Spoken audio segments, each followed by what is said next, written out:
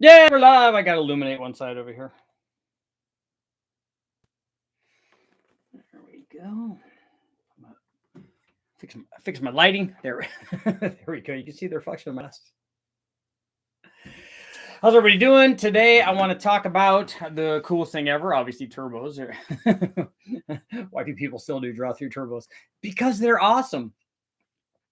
Mostly now, honestly, because they're different. In fact, this turbo thing that I have that I'm doing the video on from my buddy Andy at Hardcore Racing Engines. This happened by accident. I just happened to be down there when I went down to West Tech and was dropping my stuff off for the MPMC conference. I was just dropping off the 400 and various things, and before I went to the conference, because I didn't want to have all the stuff in the back of my truck, and they had that motor up on the dyno. I had no idea. Andy didn't tell me that they were going to be running that, and it's kind of an old school one in a boat from the 80s or something. And so, but it is, it's very cool. It's a big motor, 540 inches. It's got a tunnel ram on it. It's got an air to water intercooler. It's got twin turbos, which is all good stuff, but it has carburetors mounted in front of the turbos.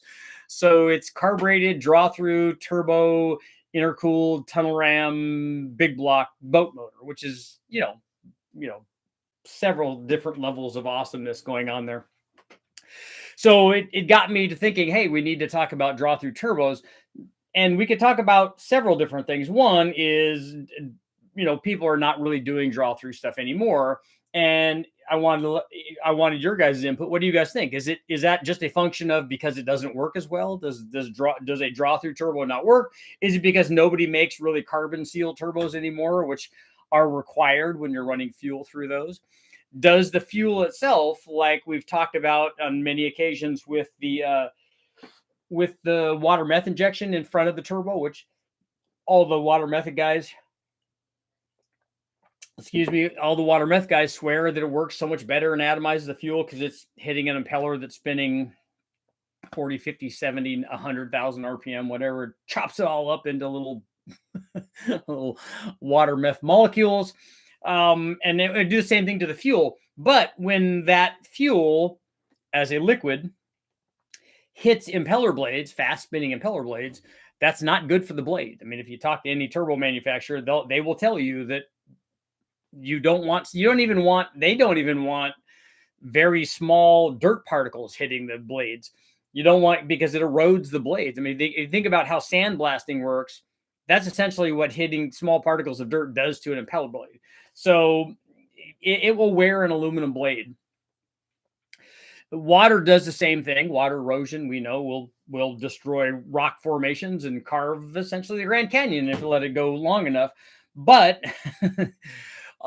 draw through turbos have been used in the past, and we still see that obviously in this kind of motor. It was originally done this way. It had boost reference carburetors and all kinds of stuff. So it is a cool deal.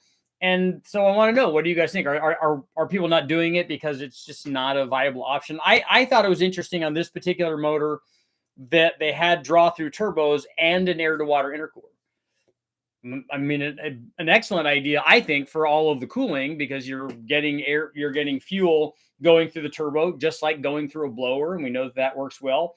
When we draw fuel from the carburetor or even a fuel injection on top of a blower or from the back of a blower, we've done that before. When you do that, or place water methanol injection, same kind of thing in front of the blower, obviously you get charge cooling. It works very, very well. And the better the fuel that you use going through that, i.e.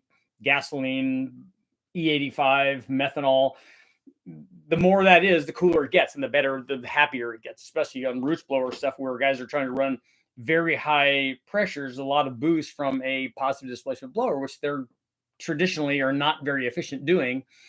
They're really good at moving lots of air and less at doing it at a lot of pressure. And so the charge temperature goes way up. So this is a good way to bring it down. Same thing with a turbo. Turbos are more efficient, but you still get lots of charge cooling from that. And then you get secondary charge cooling, in this case, from an air to water intercooler, made even better because this is a boat application and you have an unlimited supply of water going to it. You're not using heated engine water, for one thing, in that cooling. It's not doing that. You're also not using a sealed system of intercooling which, unless you had good secondary heat exchanger, which you also could because of the unlimited water supply, you could have that core, as it were, with lots of water flowing through it and cool it off that way. Or you could just be grabbing cold water from the lake all the time, or the ocean. And if you were running it in the ocean, this is not an ocean boat, it is a lake boat, but or a river boat, grabbing lots and lots of cold water from there, running it through an air water intercourse. That's actually an even better situation than we have at West Tech when we run the big 2,500 gallon tank that they have for that, because usually the lake is going to be colder than the water that's in there. Maybe during the winter it gets cool enough, but for the most part it's hotter than you would see, in a cool lake. So unlimited supply there. So you got double cooling, which is kind of cool. I just found it interesting, and I'm a little concerning to me, understanding the tech behind it, that you would introduce fuel into the turbo and then blow it into an air to water intercore. I'd like to see how much fuel, if fuel is puddling anywhere in there, if it's coming out of suspension. I know that if I was designing the intercooler, when you look at all of the flow through gaps, basically in the direction of the airflow and fuel in this case, I would definitely have at the bottom of the core, let's say you have a little dip going into the opening of the core. I would have one of those channels that flows through the core at the very bottom of the core. So there isn't a ledge there for the fuel to hit this wall and come down and just hang out there and then never make it through the cooling passages. And then you just have fuel puddling, because that can create problems. So if you had an opening where all of the pressurized air would force that liquid through, even if it did come out of suspension or it wanted to puddle down at the bottom, if it still forced it through, as long as you could get all that stuff out of there. That's what I would do. And we can't look inside this one, so I don't know if that's what they did when they designed it. But that's one of the steps that I would take to make sure that didn't happen. You don't want to have a backfire in there with fuel puddling in there. That can be problematic. But I thought it was awesome. But it leads me to believe, anyway, that obviously this was done quite a while ago. It's efficient. They run boats at wide open throttle for long periods of time, and because they're running good fuel in this, and on the dyno they ran 110 octane, and in the boat they run good gas in it. They don't run E85, which I think that they should. They run race gas in it, but they're not, guys on boats are not opposed to legging this thing out, going from minutes at a time. You've been going from dam to dam. I mean, I don't know how long that takes, 5, 10, 15, 20 minutes, whatever. And so they're not kind with the throttle. So they'll run these things at boost for a really, really long time. And like I said, it's nice having an unlimited supply of cold water to go through the core and having the fuel going through there. So you get lots of cooling that's necessary. This one was low compression, which is also, pretty standard for a boat application. But in doing this, what I think on these draw through turbo applications is that I want to do it, and I look at it as more of a gee whiz kind of thing. I like to see that, to show that what most people that have done this for a long time know, that it does work. I mean, if you put, just like when we put the carburetor, drilled a hole and welded up that thing on the M90 blower, and you put a carburetor and you have the fuel go through the blower, it's like, yeah, it works. We've run lots of carburetors on top of blowers, and it's always worked. That wasn't the thing. The thing was, could I get it to work on that particular blower with doing something really foolish to the blower to make that work? We know that works. Same thing with the turbo. It does work on the turbo, but it's kind of cool still. So on applications like one of the things I want to do is I want to reproduce the Crown turbo system that they had back in the day for the L series Datsun motors. So 240, 260, 280. They didn't really do it for the 280, but guys have run that on there. But they convert they make a kind of a DIY. Theirs was a kit, but it's essentially just put a turbo on there, get the exhaust going from the turbo, blow it into the two halves of the a triple 3-cylinder, the way that the Nissan motor is lined up, that they had the 6-cylinder, is 3 into 1, and then they had 2 SU carburetors on it, or Hitachi carburetors on it. They're just blowing the turbo into both of those. Getting fuel to that is a single carburetor mounted in front of the turbo. Very, very cool. I want to run one, and I talked to the guys at Precision Turbo when I was at MPMC. They said, yeah, we will definitely build you just I'm sure we have a carbon seal somewhere. We'll build a carbon seal turbo so that you can run this. And I thought, oh, that's awesome. So I'm going to get a hold of them about that. And I just want to run it on something. It doesn't even matter what it is. We could run it and blow it through the truck manifold on an LS or whatever. We could blow it into anything. We blow it into a good application for it would be the trophy 4-cylinder, because it's period correct. I mean, it's from 61 or 62 or 63. So that's definitely would have been the era when we would have been doing draw through stuff. Or the other route you can do is like in a carbureted deal, you do a blow through deal, like with the bonnet, or you can enclose the whole thing in an enclosure, makes it a lot easier, and you could run lots of boost as long as you make sure you get enough fuel pressure. But I just want to try some draw through stuff, and we'll do a draw through on the AMR 500 blower. When I run that, we'll do some more M90 stuff on that, because we want to try that on some other different things. Now, I just thought of another one, was just looking up, going down the rabbit hole, as it were, the other night, and found another really good application that no one really has mentioned, I don't think. So we'll try that as well. So a lot of good things, but on the draw through turbo thing, yes, it works. It's not what I would use for high horsepower stuff. It's more of a gee whiz thing for me. I think it'd be cool, like doing the compound thing. That's, there are guys that make lots of power with that, and that's fine. I just don't think there's any limitation in power for a turbocharged V8 like an LS that that you can't do with a big single turbo or twins.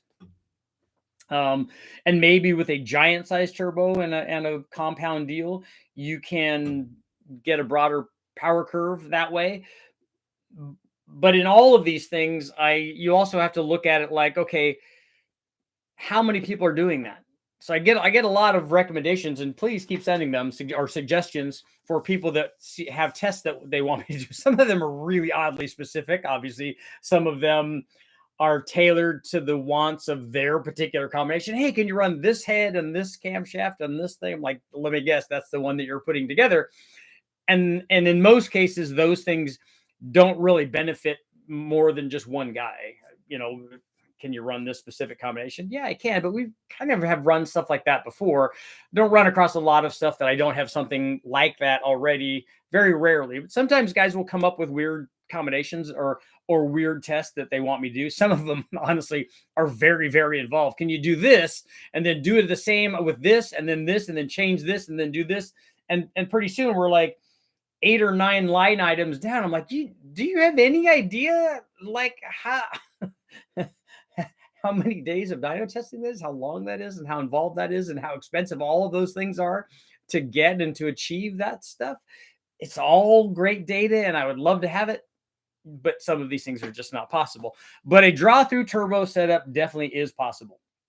And so I definitely want to try that on something, and we may try it just on something that otherwise doesn't have a, I mean, I think that, hey, we tried on something that otherwise doesn't really have a turbo kit or something, but really there's nothing that's like that.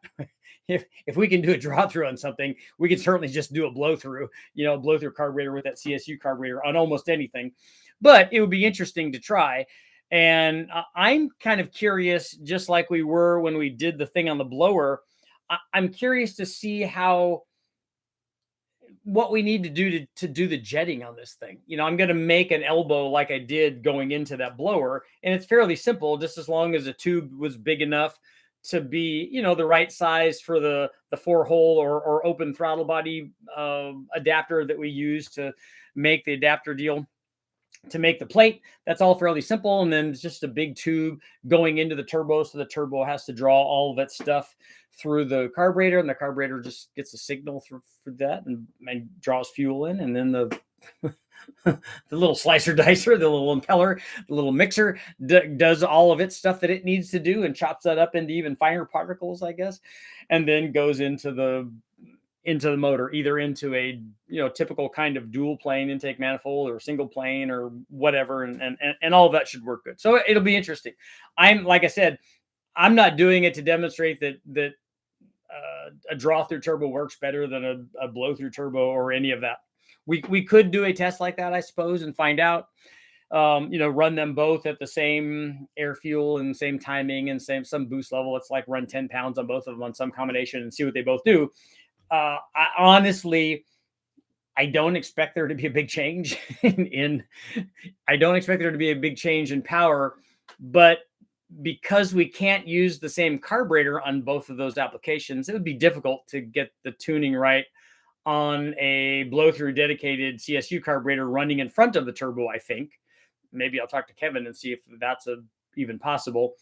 But normally we just use an off the shelf kind of carburetor for these things for a draw through setup. But if we could run them both at the same air fuel and same timing, it would kind of be interesting, I guess, to see what what each one of them wanted in terms of jetting, like what kind of jets they wanted, air bleeds and things like that, or boost reference power valves. If we got into any of that, that might be interesting. Obviously, we could measure charge temperature and see if that's a difference. Maybe even, although it's a lot harder on the engine dyno, to monitor maybe boost response or something like that. I think some of that's going to be a function of what we do on the discharge tube. But honestly, the inlet from the carburetor to the turbo would add whatever length, because otherwise the length of tubing going from the turbo over to the carburetor or the carburetor flange, in this case with a draw through turbo, that would essentially be the same thing. So I don't know. There's lots of cool stuff there. And I just want to do it. In fact, I want to do it not just on one thing. I definitely want to do it on the Datsun engine that I have, that Oliver, the guy with the Nova, that's his motor. And so we'll try some stuff on that, because I kind of want to put that motor in the Z in the 240 that I have. An L series with a turbo on it is a fun combination. Although I do also want the RB in there. See, I do the same thing you guys do. I what if myself to death here. So let's see. Got to get a poll going here.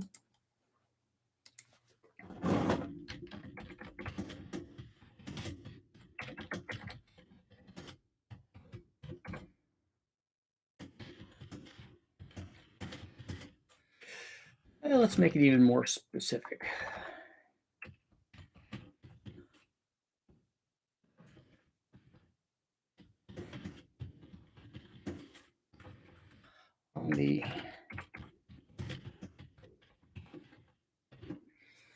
Okay, should I compare a draw-through turbo setup to a blower on the Trophy 4-cylinder?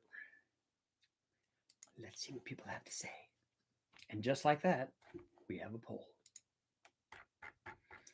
So I will scroll back. First, go beverage. What's everybody doing? Trying to watch the Tucker Putin interview. That would be interesting. Nathan, what's going on? I just found an iron block. I just found out that an iron block Coyote exists. Is the truck motor iron or something? I've never heard of it.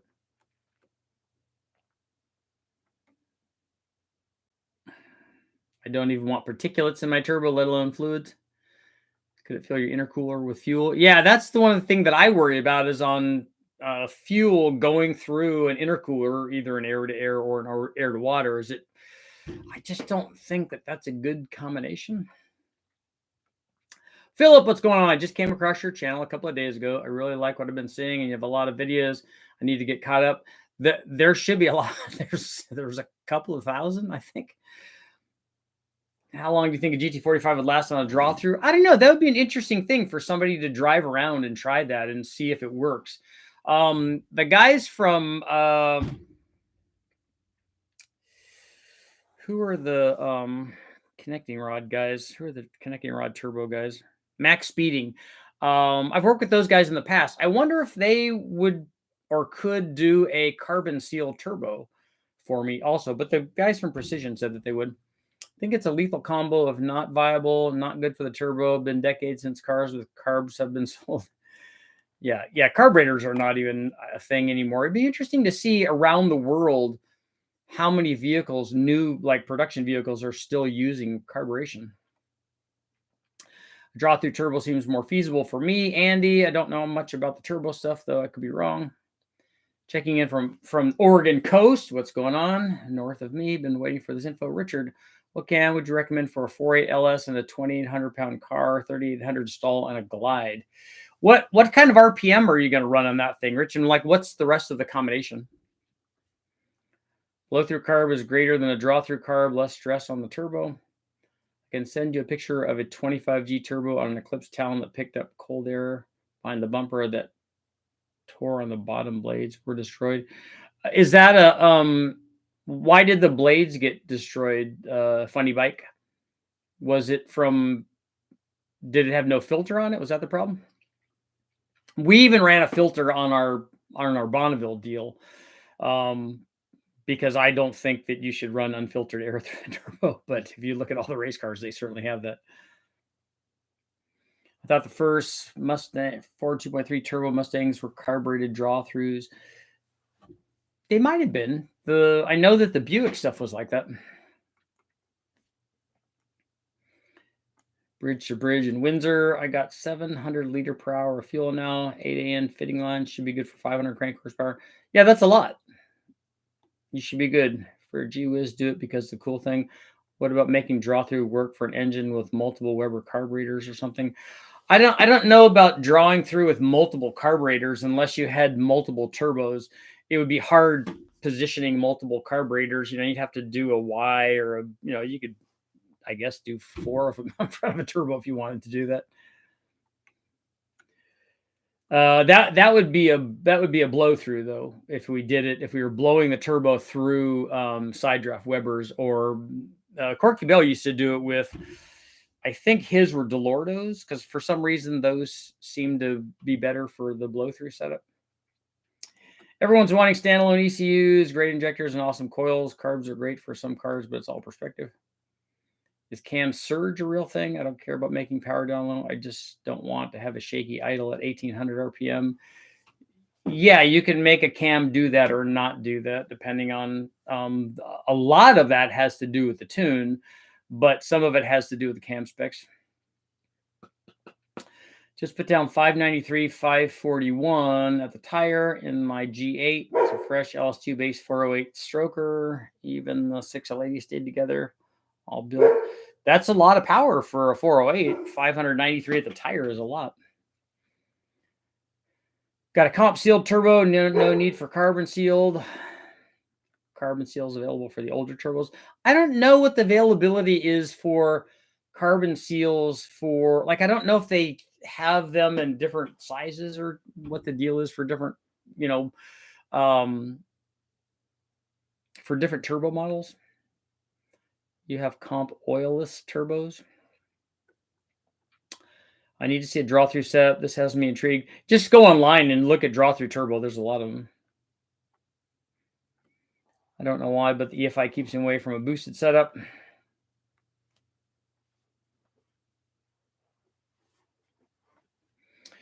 What needs to be carbon? The seals, yeah, they're just carbon seals. A draw-through setup might be good for my daily 454 going into my dually. Yep.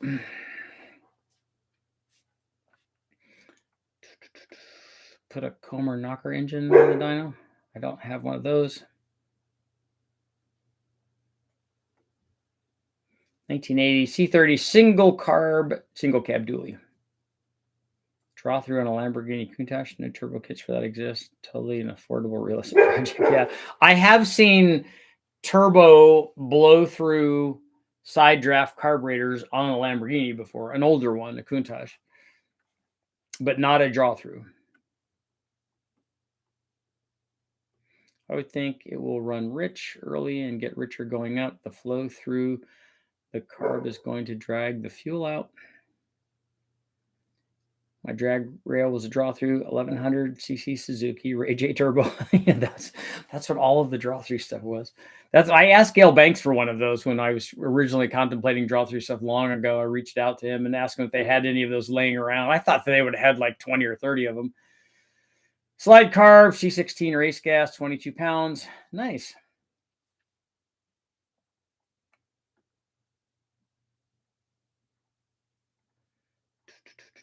So I'm scrolling. I'm getting down to where people gave me money. That's very nice of you guys.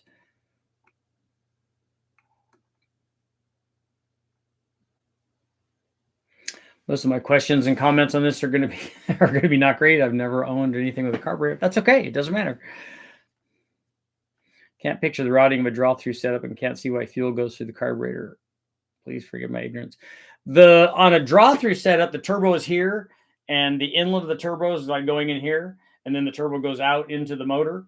The carburetor is sitting here in front of it, and so all the air and fuel gets sucked through the turbo, where the compressor impeller is. Don't forget to hit the thumbs up. Thumbs up. Thanks, Eric. The Iron Block Coyote is just a Ford performance block specifically for people like us. It doesn't come in the car. Okay. I have seen the billet. I remember doing a story with Mahovitz on the billet Coyote blocks. They were pretty impressive. A draw through would most likely need to be rich because the throttle enrichment wouldn't be able to get there in time. That is one of the problems in that bill. That was also the problem on the way that we had the carburetor stand off away from that M90 blower too. The rolling into the throttle was a difficult deal. Dennis, thank you very much.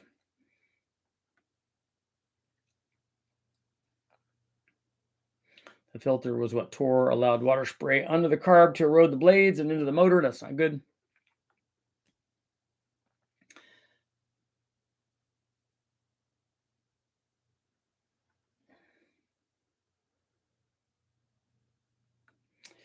Oddball idea. Instead of using an electronic boost controller to get a rising boost curve with RPM, is it possible to intentionally produce and tune boost creep with orifices on the wastegate exit? You can tailor the boost curve somewhat with, as long as you can open them, but I don't know how you're going to open them manually or electronically. Otherwise, the problem with that is you minimize response rate when you have more openings. Let's say you just have, because we've done it with the way that we did it was we put O2 sensor fittings in and then put plugs in each one of them and then started taking the plugs out. So we had more and more of an exhaust leak. And then we could get the boost to come in like a lot later, obviously. But you can't really tailor the boost curve that way. All you're doing is tailoring the onset, and you're just making it a lot more laggy. The other thing you can do with that is you can, and it does hurt response, but you can also reduce back pressure that way. I'd like to do a single GT45 on my 351 van. If I can get the guts to modify the harness to add an MS3 Pro, I'd like to be able to swap engine harness, NA, tiny cam versus easy turbo install. Building NA maybe turbo later, 7,000 RPM, 411, 28-inch tall, strictly for fun, short drives, Rich. Let's see. I'm going back up, Rich, to find out what your stuff was.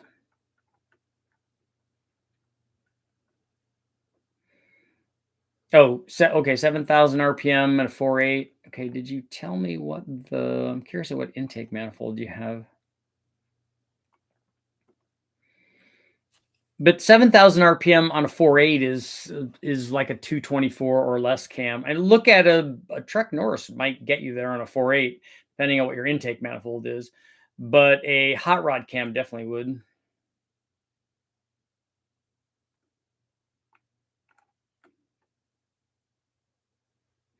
Would a BTR 5.3 hot rod cam have cam surge? Yes, I think that I don't think that you would be happy with that cam unless you're willing to give up idle quality.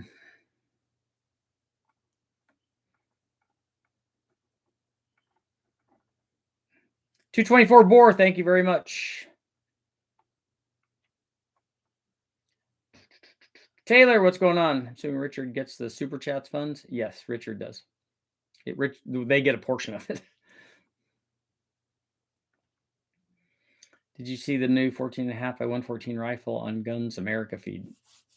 No, I did not see that.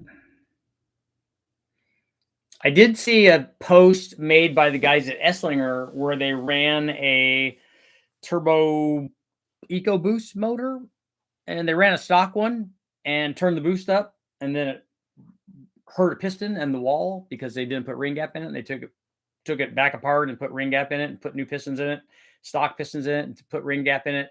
And then they turned it up, and they got to, I think they got to the limit of those turbos, but it made like 470 horsepower or something. So it's quite a bit.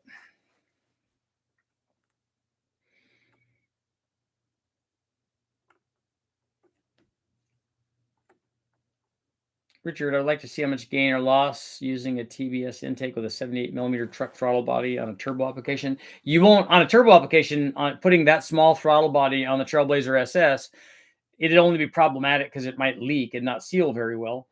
But you're not going to, from a flow standpoint, you're not going to see any loss in power. Ever figure out number 7 cylinder on the red half ton? No, not yet. We haven't tried to run it again with the blower. It seems like it's running okay NA. Jason, I just got here, been running draw through my bank setup for 20 years on my jet boat. Nice. And that's what we were just talking about. That's what the thumbnail is. It's a twin turbo, twin carbureted draw through tunnel ram intercooler kind of. This isn't a bank setup, but kind of like the old bank setups. Damn kids never had a car with a carburetor. Get off my lawn. I just mowed my lawn this morning, so I could actually tell people, or this afternoon, I could actually tell people to get off my freshly mowed lawn. What turbo will you use for the draw through? I don't know. I'll have to talk to the guys at Precision and find out. I want something that's a sub 1,000 horsepower deal that I can use on more than just one thing. But I'll just run a draw through on one of these offshore turbos, because I don't. If we break it, we break it. It's not a big deal.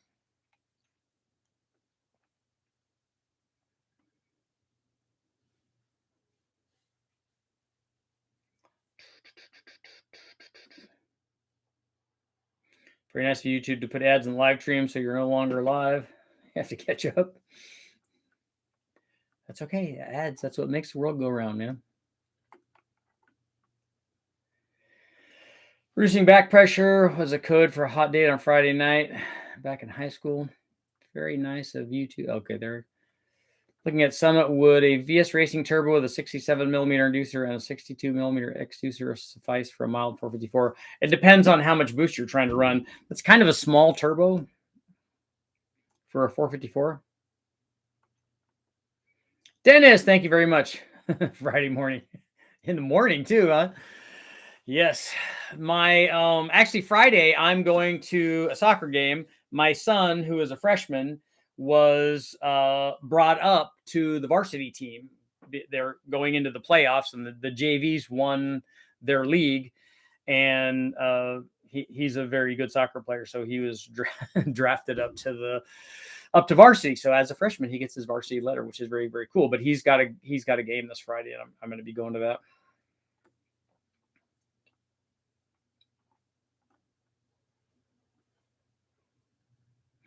Brandon, by idle quality, I meant low speed stuff. So if you're trying to cruise down the road at 1,500 RPM or 1,800 RPM, that's not going to be the ideal cam for that. Turbo Sentra, cool. I'm glad you got it running. Let me know what happens on the test drive. I'm excited about the weekend for you. Make sure that you have it tuned, that you tune it very, very safely, very little timing. Make sure that you have enough fuel.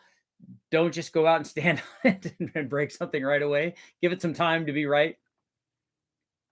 What's the most RPM you'd run in a 408 stroker and a small block Mopar LA60 block internally balanced? I always want to know why people ask questions like that. Like, the most RPM is never the thing that I'm thinking about when I build a motor. Never. Whenever I put something together, I always do it usually for a given power level. And more times than not, I want to make the power at a lower engine speed. But sometimes it's more like we run. I mean, how much power do you want to make? And then how much is required to do that, I think maybe is a better question. Is the calculation for how much ring gap you need the same regardless of engine and platform? Yeah, it's based on ring growth, and that's kind of a bore size function.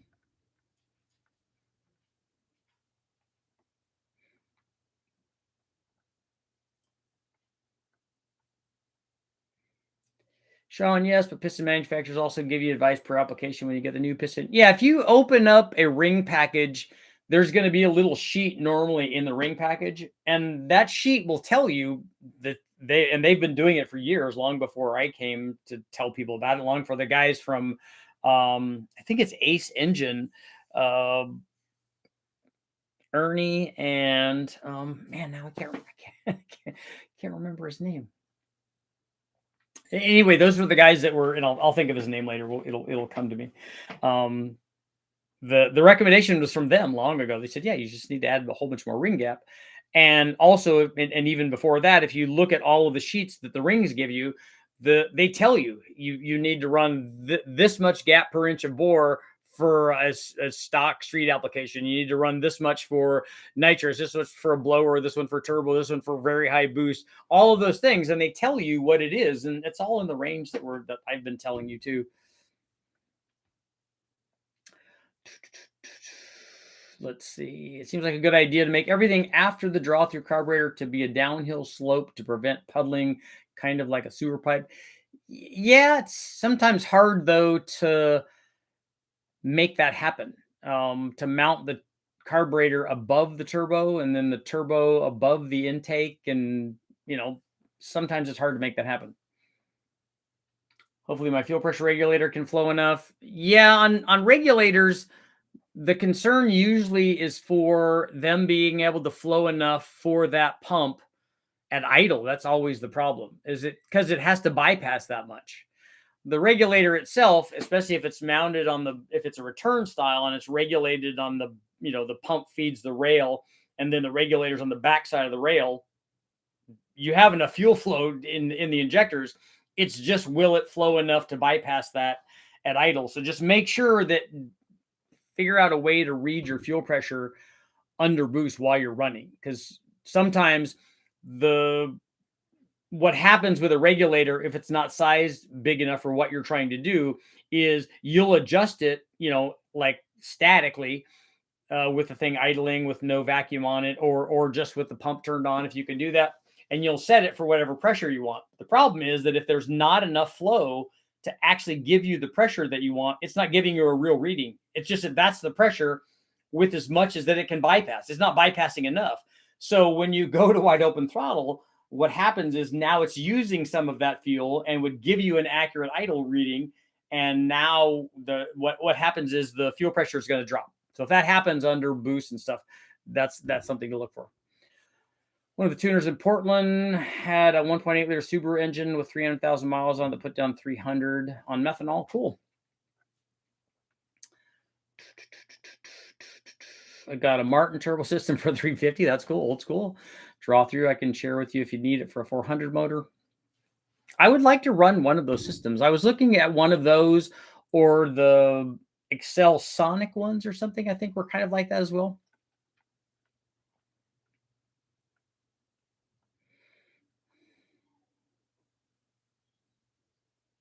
I yell at the kids to get on my lawn. Nice. Let's see.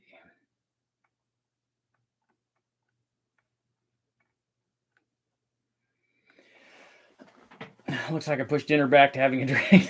20 degrees max timing. Okay. How much? I would put it lower than that to start out with, to make sure that the air feels right. Because 20 degrees of timing for an import motor would be the kind of timing that we run to maximize the power output. So I think I'd start with less than that.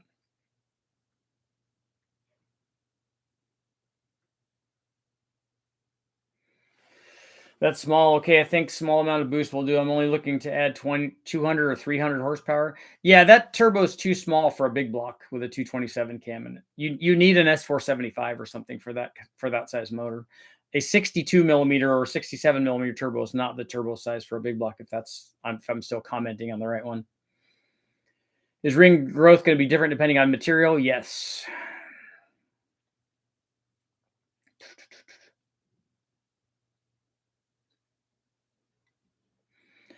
Brandon, you want a little more RPM than the Truck Norris? Well, what intake are you using with the Truck Norris?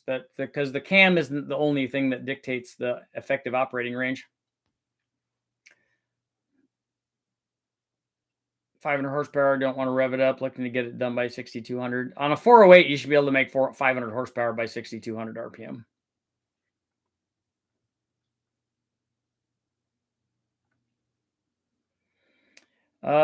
Eric, so your birthday is tomorrow. If that's the case, happy birthday. When you use a green screen background, it really doesn't mean use a green background and leave it.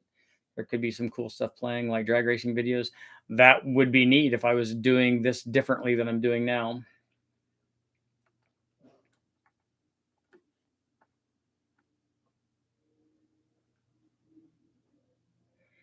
.500 wheel horsepower is harder to get than 500 flywheel horsepower. Yes, by a lot.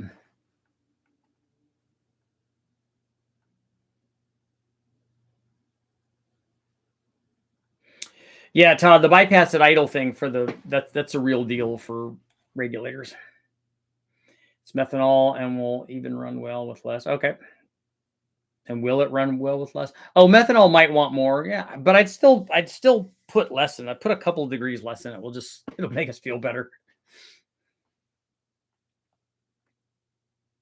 It won't take a large amount of boost to add 200 horsepower, will it? What do you think that the NA motor is going to make? If the NA motor makes 400, it will take, 7.5 pounds or whatever. If it makes more than that, it will take less boost than that. John, what's going on? How's our poll doing? 79%. Should I compare a draw-through turbo setup to a blower on the trophy 4-cylinder? 79% saying yes. Yeah, Turbo Central. What turbo size do you have on there? Is it like a GT40, a GT35, or something like that?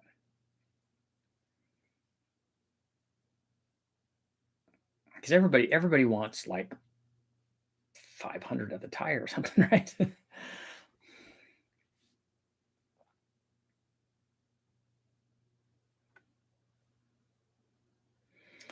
I feel like the internet doesn't really understand how much 500 wheel horsepower is on the street. Yeah, I rode in my buddy Jimmy's NSX, and his is probably making 7 something, mid 7s probably the way that we rode in it, and things get fast really quick.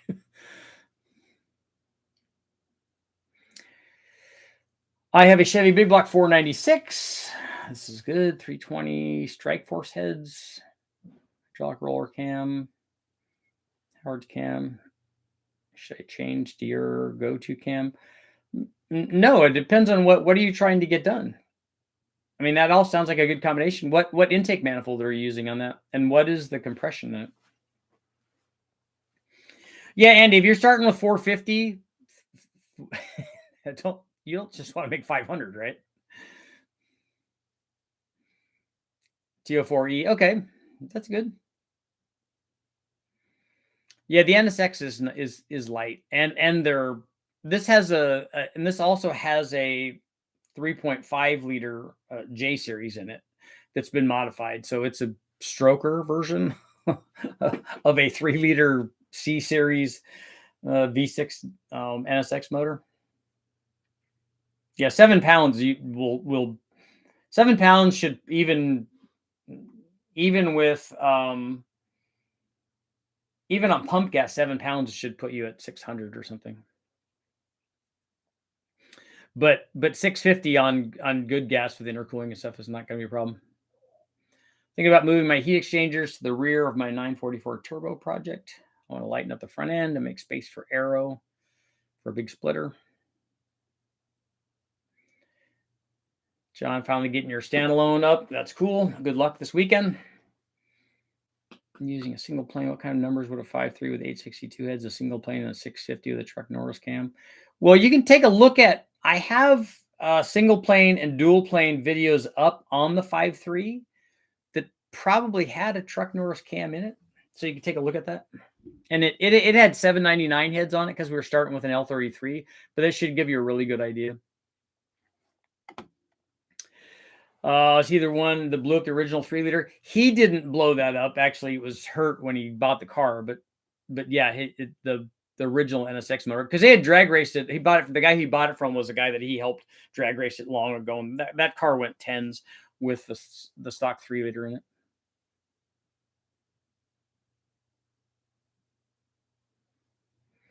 An intercooler would be necessary. An intercooler is always recommended unless you're on 7 pounds on a blow-through carbureted deal. If that's what you're doing, I would not worry about that. But if you're running or a draw through in this case, as we're talking about, but on an EFI motor or something, I think I would definitely run an intercooler. And an intercooler is always beneficial, no matter what the boost level is, no matter what the combination is. An intercooler is always better if you have room for it. Yeah, 7 pounds theoretically is always going to be 10 plus. That's right. Because I don't think about this, like when guys are talking about boost, I'm only around 7 pounds. So they set their wastegate up. This should have been the poll. So they set their wastegate up and they get their combination up. They get it all dialed in. They go out and they run it. And where they have their spring and everything set up with no adjustment, it's making 8 pounds or it's making 8.5 pounds. Who is going to turn it down to 7 pounds? How many people? This many people. That would be 100% pull. Nobody would turn it down. I'll need 22 psi to make 400 at the tire, I'm hoping. So I got a total of 296 grams off the weight of the crankshaft. That's a lot. That's going to rev up, right? It's going to feel like a Formula One motor. 10.5 to 1 compression, single plane Speedmaster high rise, instead of 65 Impala, trying to get some good horsepower to move it down the road. Might put it on the track just to see what I can get. Yeah, the BR300 cam, if that's the one that you're talking about, that works good in a 496. But it's not. I don't think it would be my choice for a daily driver though. Sean, you got your T56, nice. TR6060. Who's going to turn it down? I know exactly. You know what I need to do? I got to fix this wastegate, man. I got to get this thing down to 7 pounds. Nobody's going to do that. Looking to build a new road race car this year, but I would really be looking for 200 wheel horsepower max. I've been competing against built rigs with only a mild 80 wheel horsepower. What class are you racing in? People are too quick just to add more power. Yeah, if you can get like we did when I was doing World Challenge, we had an almost stock motor in the car when we go do test sessions at the track. Because we didn't care about power. We cared about, can we get the car to handle and get it hooked up, entering the corner at the apex, exiting the corner, and that kind of stuff. We were, doing tire temperatures and suspension setups, and we didn't care about. We can always put more power to it. That's not a problem. Guy says more RPM than Truck Norris. How many RPM does he want? Because he's barely falling off at like 7,000. The Omni is still at the car farm. I'm going to go pick it up. 400 horsepower in a Sentra is a lot. And I've driven 400 horsepower Hondas and stuff, and it is a lot. Or I should say it's just enough. I never, in the whole time that I had the Civic, the Bonneville car, I drove that on the street because it was licensed and everything. It ran great. But we never did the kind of thing that we did at Bonneville. I mean, on the street, I never got to really play around with it. Like to see a bore versus stroke combination.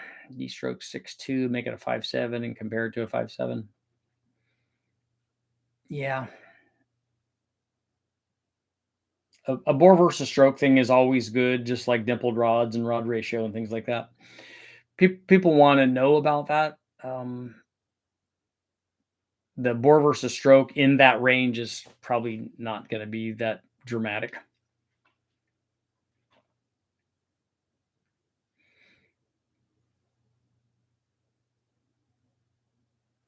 The S475 I looked at was 650. Look at also, Andy, because of the power level that you want to be at, look at a VS Racing 78, 75. That's going to be less than a Borg Warner, I think, less than an S475. That would also do what you want. What do you think of the Summit Ghost Cam? I don't know exactly what the specs are on that. I mean, I've heard good things about it. I don't remember if I've tested one of those or not. Richard, do you want to run compound boost on your trophy 4-cylinder? No, thank you. I'm not trying to make 1 million horsepower with it. Did you say the max being rod turbos are good? All the ones that I've tested, which is I think only two of them so far, both of those worked very well. They were S, no, not S, GT3582s.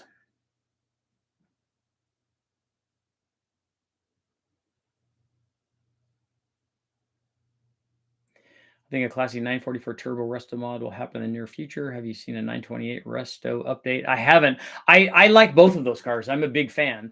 I like the motors in the 928s, and I like 944 turbos, having been passed by one of them in the Silver State in my Mustang. Those are good cars. If people know what those are, they know that 944 turbos and Corvettes had really serious battles back in the showroom stock days, and that was a real deal. Those cars are fun. They're Porsche makes everything good. They're well balanced. Had much better power delivery than a 924 turbo or a 924 turbo S or Carrera. The Carrera GTs, I guess, were 924s, the ones that they raced, which were pretty good. But the 944 stuff was serious deals. I always wanted somebody to do the big 3-liter one. 4-valve 3-liter turbo variant.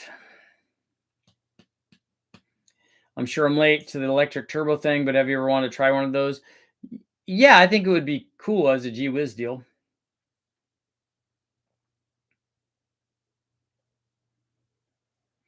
Usually do off-roading with V8 race trucks, tube chassis Jeeps, side-by-sides. Cool.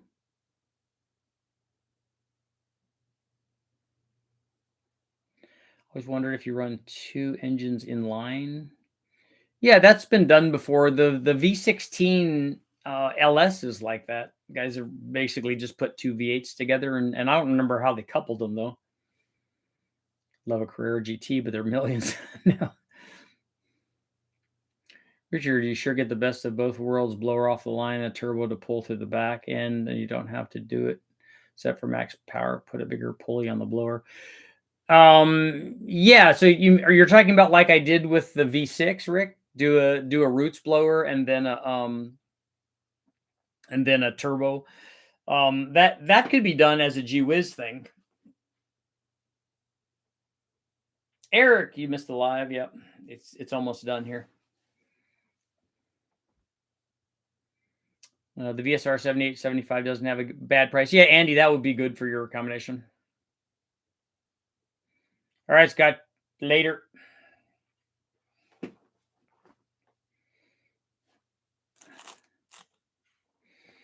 Twin charge for the win. Ghost cam is a 222, 234, 115 plus 3. And Tim, remind me, I want to scroll back and see what that was going to go in.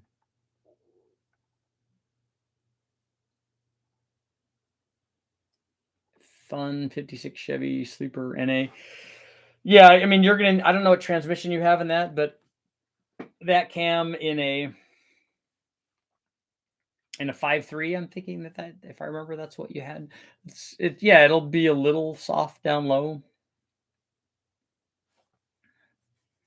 especially with that 115. It needs to have a really tight LSA to get it to make power. Could you degree the engine so they're firing at separate times to make more power than if they're firing at the same times? I don't think you'd want to do that. But I still get the benefit of the Trailblazer SS intake with adapter using the 78mm throttle body. Yeah, all you're doing on a turbo application, Miller, is just restricting the inlet a little bit on the Trailblazer SS. Because you're now blowing through that, you're not getting any restriction at all. Because the 78mm throttle body will flow enough under pressure to support your power level. The Trailblazer SS intake all by itself has nothing to do with the inlet. That's not why that Trailblazer SS makes more power than a regular truck manifold. It has almost nothing to do with the inlet size. It has everything to do with it being a different manifold design. So a picture of a 928 with a nice tasteful body kit on it.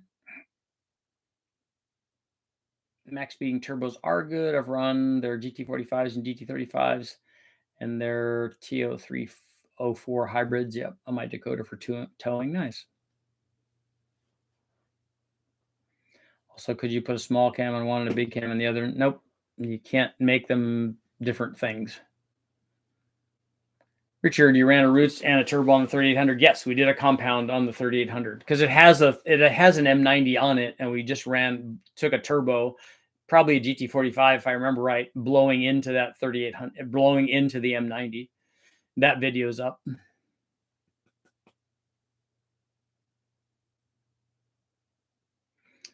Think about some of the stuff you said. Would a Holly rail type fuel injection be a better way to go for a regularly driven vehicle? You mean a port injected deal?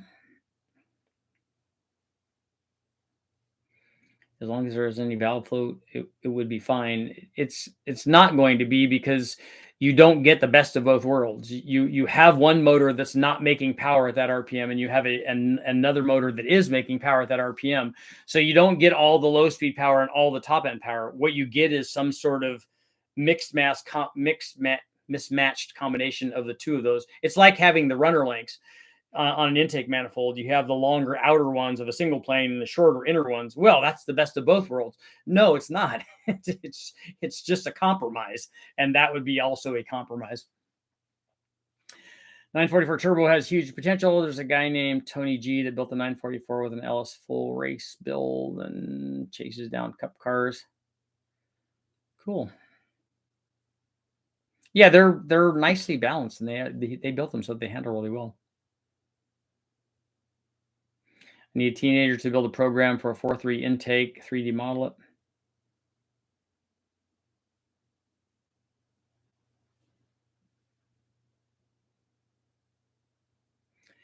Do you notice an increase in spool time when going from a stock log turbo manifold to a custom tube manifold?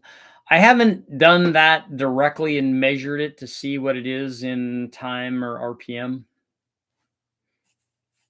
I would like to. I don't think like the stock log manifold. This will be an interesting deal to do on the 2.2 liter Dodge, is to build like a tubular header. That's one thing I can do with that one. And we have the stock log manifold, but it's not just log versus like tubular header.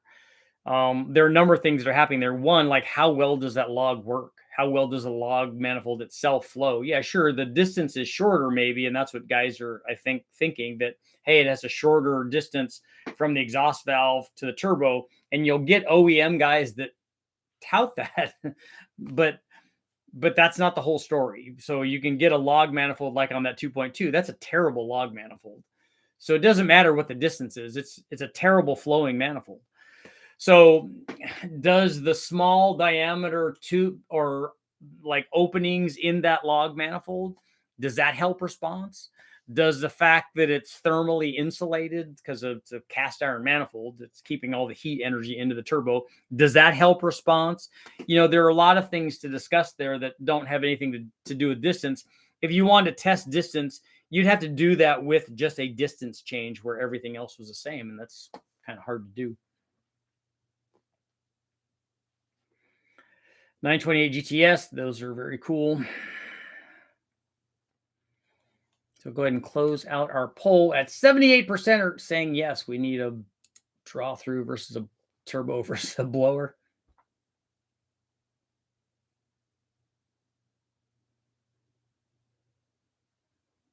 Stock turbo manifold on a Barrow is pretty good. Yeah, I've seen guys make good power with those.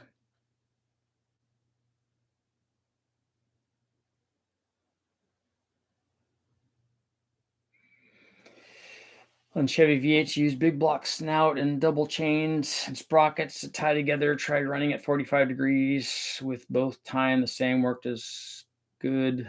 Top fuel and for gas nationals. I've seen some multi-engine stuff. Guys did a lot of that back in the day when they're, you know, the easiest way to double the power output is put two engines together. So we've seen that done before, but I don't think trying to do two different ones would be the way to go. And Mickey Thompson obviously did that on a lot of his stuff.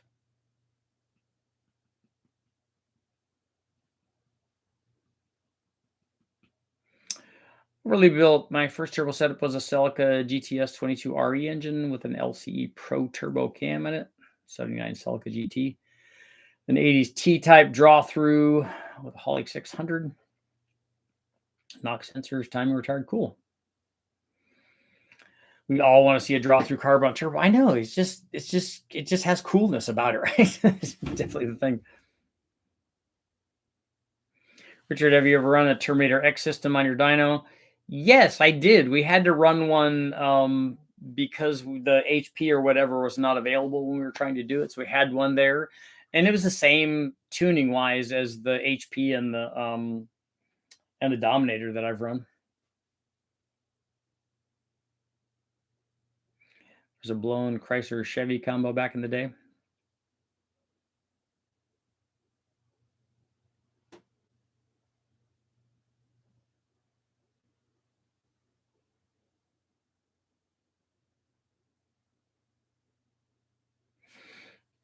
I just wonder how much they fight each other with their. I know ultimately the acceleration rate seems to be determined by, you putting the power through the drive, but it seems like they would want to respond at a different rate.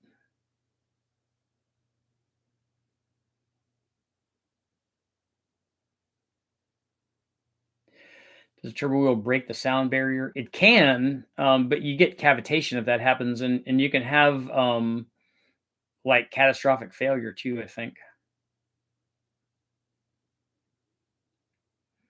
You can do the math on the speed, so you could get RPM on it, and then you could measure the diameter and see what the distance is.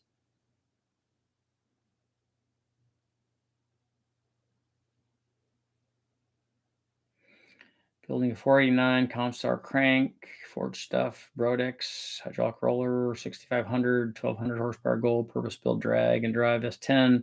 Twins are single, blow-through carb or EFI. The blow-through carb or EFI is definitely up to you. You can make that power level can easily be done with either one of those, and can easily be done with twins or a single turbo. Their turbos, single turbo, definitely big enough for 1200 horsepower. You could also do a twin. So that's going to be more of a packaging and a personal preference kind of thing.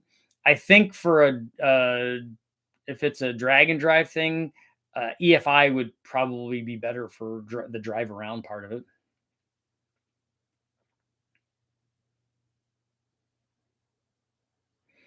Richard, are you considering a draw through turbo because you might have seen the same big block draw through turbo kit in the LA area? I haven't seen a big block draw. I'm not in the LA area, so I wouldn't have seen anything. The one that I saw was the twin turbo the one that I had the thumbnail up for is one that was in West Tech.